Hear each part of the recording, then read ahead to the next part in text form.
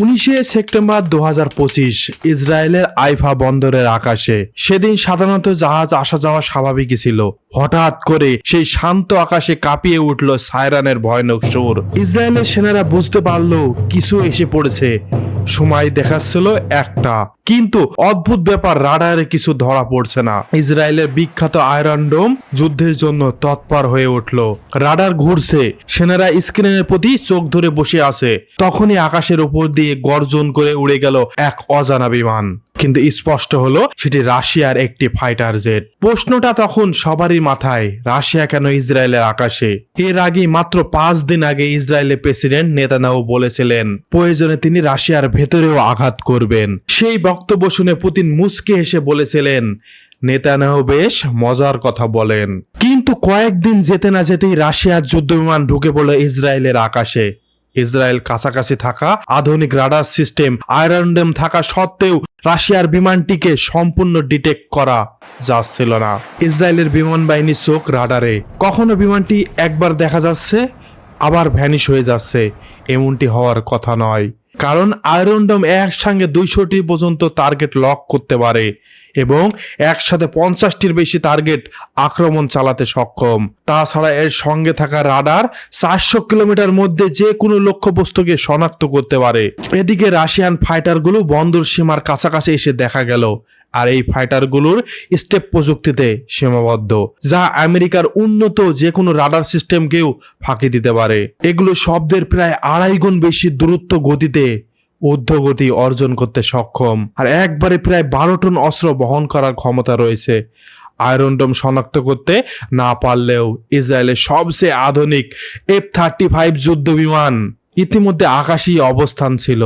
রাশিয়ার বিমানে থাকা বিশেষ সেন্সর 200 কিলোমিটার মধ্যে যে কোনো সূত্রকে শনাক্ত করতে পারে, আর সেই সেন্সর সহজেই বুঝে ফেলল ইসরায়েলের দিক থেকে কোনো সূত্র এগিয়ে আসছে।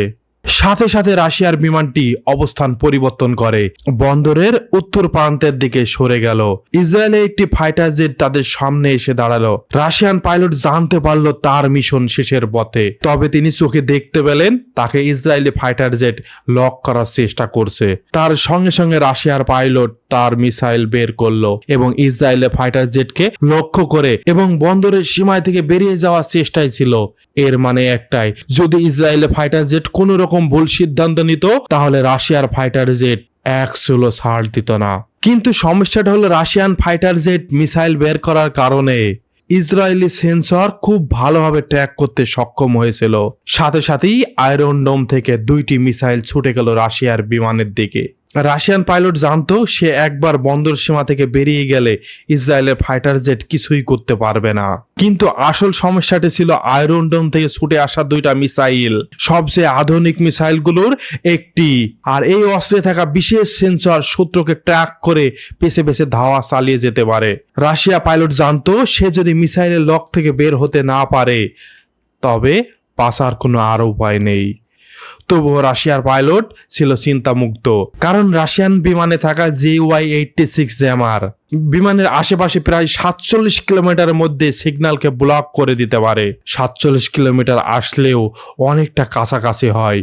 যদি মিসাইল ওই জ্যাম ভেদ করে ঢুকে পড়ে তবে আর কিছু করার থাকবে না। তাই সাথে সাথে রাশিয়ান পাইলট খাড়া উঠে গেল প্রায় 1000 মিটার উঁচুতে। কিন্তু মিসাইলগুলো তখনও তার পিছু ছাড়েনি। কিছুক্ষণ পরে হঠাৎ রাশিয়ান বিমান সোজাসুজি নেমে আসলো প্রায় 3000 ফুট নিচে। তখন মিসাইলগুলো আর ট্র্যাক করতে সক্ষম হলো না। এই ঘটনায় বিশ্ব রাজনীতি মহলে তীব্র আলোড়ন সৃষ্টি করেছে। অনেক বিশেষজ্ঞরা বলছে রাশিয়া এমনটি করার প্রধান লক্ষ্য হলো ক্ষমতা প্রদর্শন। আবার অনেকে ধারণা করছেন রাশিয়া হয়তো গুরুত্বপূর্ণ কিছু তথ্য সংগ্রহের উদ্দেশ্যে এমন ঝুঁকিপূর্ণ পদক্ষেপ নিয়েছিল। ঘটনার পরেও ইসরায়েল থেকে কোনো আনুষ্ঠানিক বিবৃতি আসেনি। আপনার মতামত কমেন্টে জানাবেন। ভিডিওটি ভালো লাগলে বেশি বেশি শেয়ার করবেন।